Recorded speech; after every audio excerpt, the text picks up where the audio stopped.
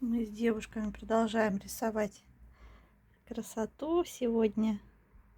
И вчера это была у нас вербочка. Вот настоящая, да, верба у нас пушистики. Вот какие они получились. И опять же вот этот у меня старый рисунок, года 2 назад я его рисовала. И вот который получился сейчас.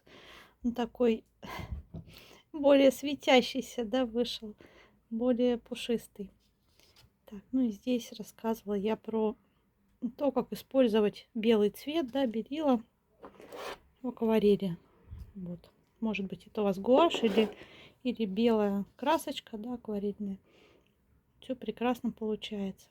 Так, ну и вот такие вербы можно еще потом таким желтеньким добавить. Так, а еще у нас кошечка всегда проверяет, как мы рисуем, тоже пушистая.